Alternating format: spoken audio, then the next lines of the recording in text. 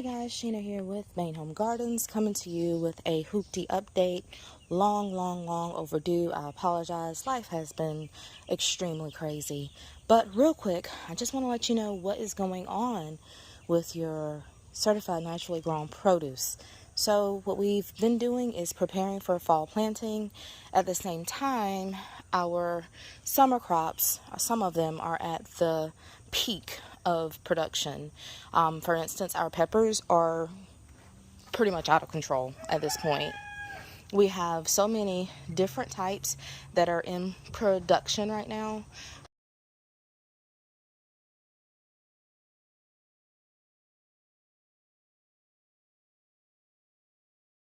Different types, and that has been great for us making different types of spices and canning up some new things that we haven't done before. So that's been really fun.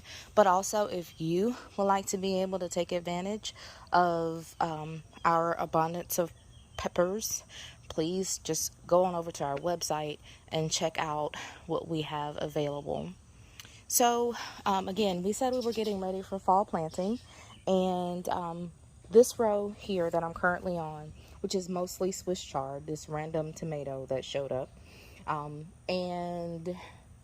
but mostly Swiss chard on this row. I'm expecting the Swiss chard to go to seed coming into the fall, but I'm not going to pull it. I'm going to wait and see what happens. In the meantime, we've done a pruning of that Swiss chard. We've pruned it back and fertilized it, gave it some help to build the beneficial bacteria, and those greens have come back even healthier than before. So I'm really excited about that. Let's see. On this row, we have had some unsuccessful germination of a flower filler that I was wanting to have. Did not go very well, so I probably will not be planting it again, and if I do, I will probably start it in cells and then try to transplant it. But towards the end of this row, where you see the trellis, is our fall cucumbers and beans that have been planted. They will probably go into production here shortly. They also need a good fertilizing. Here is the row that we're using to succession plant our sunflowers for, and we're like 2 weeks behind on that, so better get on top of that today.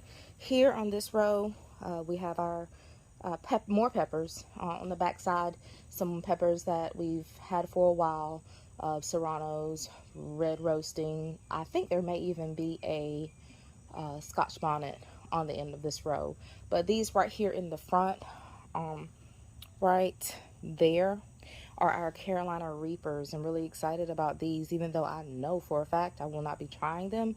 I'm really excited to see what we can do with some jams and jellies and some really hot sauces. So for you people that are into that, stay tuned, because it's going to be quite interesting here in a little while. On over, we have our parsley and pepper that's interplanted together. Some of this I started trimming back. You can see here, trimmed it all the way back to the ground, all the way to the ground. Like, I don't even think I left leaves on some of it. And look how beautiful it's coming back. Trimmed it back to the ground and fertilized, just to see if I could preserve this for the fall, and I think we're going to be able to. So the rest of it back here, I have to do that for today, this week anyway, this weekend, somewhere coming up soon, hopefully, to get that done. And any of the leaves and things that are not yellowing, we'll take those in, wash them up, throw them in the dehydrator, or we may even make a pesto or something. It won't go to waste. The chickens will have fun with it, and the rabbits, if all else fails. That's a nice thing about having livestock that will eat the produce you grow. Nothing goes to waste.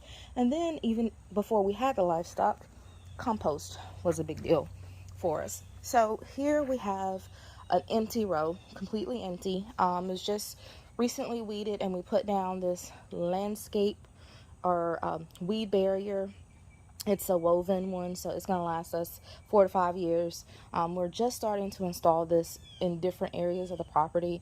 Most of it will be installed in here on our new fall planting because, you know, all these other rows, some of this stuff is going to be overwintered, and so we're not going to be able to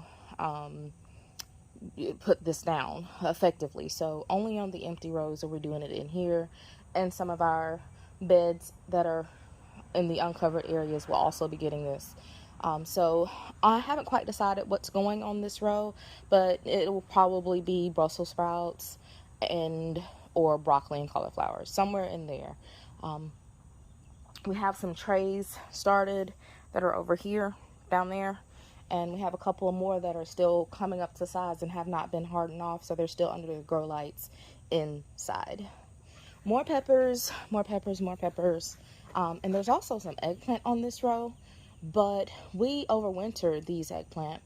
And I have to say, as far as overwintering goes, eggplant just did not do good for overwintering. So in the future, this year, we won't overwinter eggplant. However, the peppers came back twice as productive as they were last year. And if I had known that, I would not have replanted some of them, which is why we have so many peppers right now.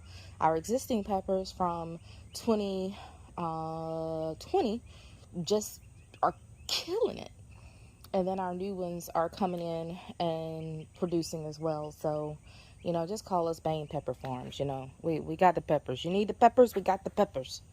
On this row, we're going to, we had tomatoes here, okay? And our tomatoes were average this year, nothing to write home about. But we went ahead and pulled most of them already. As you can see, they were starting to get some disease, and you know, once that disease and stuff gets into your soil, it's so hard to get rid of it. So usually at the first sign of disease, I'll try to treat, and if treating doesn't work, I remove the plant. And we already have tomatoes in some raised beds and in other areas of the farm, so I didn't freak out too much about having to pull these. So but here we're going to be putting our we're going to be installing some peas, sweet peas, snap peas, however you want to call them. I usually don't do those in the fall, but I'm going to give it a shot this year because this existing trellis system is here already. Why not? And, you know, I like to experiment. So this will tell me if this is a good time to do this. And so next year we'll know. An empty row here is going to be getting a little bit of weeding. You can see we took the drip tape up because it needed to be replaced. Actually, I think that whole nozzle and everything, that whole system on this one row had to be replaced. And so there's no water here. It's completely dry. And so even the grass is having a hard time growing here. So there's very little weeding to be done, which is good. But we'll get up what we have here, just slightly loosen the soil a little bit with a hand tiller and work in some granules for feeding. And we'll put down more drip tape and then more landscape fabric. And this will be another row that we'll probably put. Kale did good here last year. So we've rotated out, and I think throughout the spring, so I think we can actually safely go back to kale being here. So we'll probably do our different kale varieties here. I really want to stick with the curly kale because it's done so good for me in the past, and I'm really excited to see. We tried a different variety this year. I had a hard time germinating it, but the ones that did germinate are going strong. So I'm really excited to see if we can get a good kale harvest, because I don't know if you guys remember, but kale and mustard greens are among our favorite greens. So we just eat those like they're going out of style, just us. And we know that you guys like the curly kale specifically, but we know that you guys like kale as well. So we want to have plenty for your family as well as ours. Now, you know that this row here, we had some issues with, oh gosh, I can't remember the name of it right now, but it's a soil-borne fungus or parasite, I can't remember, that just basically eats on the roots of your plants and causes them to be a bit unhealthy. And so the smell of mustards and marigolds is one of those things that will kind of run them off. You can grow them like this and let the roots do that, or you can grow them to a certain point and till them under and also get a similar result, stronger result by doing it that way. But really need fertilizing, I gotta get on top of that. But once they are done, we'll probably also use this existing trellis system that's up for more beans. I just have to come back and do the actual line a little bit closer. We have tomatoes here as well. Okay, so also on this row you can see there are some mustards, and we're going to be experimenting with a purple mustard, not a red one, but this one is actually purple ribbed. I can't remember the name of it right now. I'll put a caption up once I can get in the house and look at it, of what it is. But it's growing very nicely over in one of our trays as well. And we're going to go in and fill this row in with that mustard variety. Also, you can see there's some green wave mustard already growing there, the curly mustard. And we're going to plant the other purple mustard in between. So this row should be really lush and full. And our final row that we have over here is kind of gone a little neglected, but after these are beans here. I literally just planted them for soil health. They should have been pulled already, but life. On the front part of it and on the very back there, we actually have some peanuts that are due to be harvested. Let me take you back there.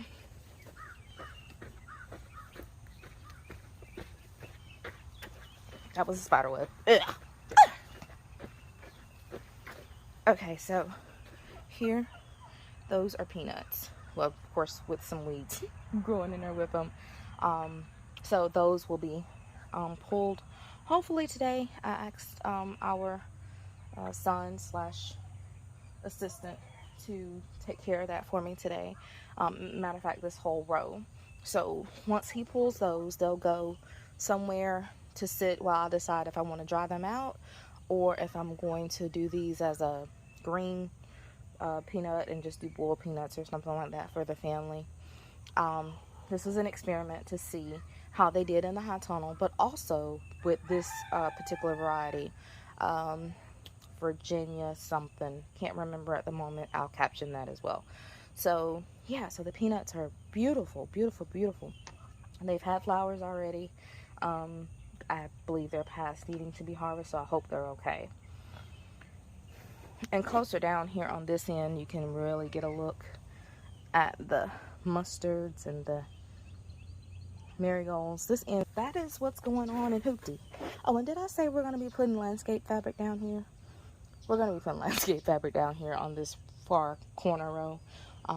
And more fall crops, our mustards, more mustards, collards will be going in there too. Okay, so that is it, guys. All right, guys. This is Sheena, Plain Home Gardens. Have a good one. Just did a massive harvest of these habaneros, and would you look at how crazy they are already? Look at all these buds. And they are so reliable. These flowers, just about all of them, are going to give another habanero. Like this orange habanero, if you're wanting one, Baker Creek Seeds, I believe is where we got it.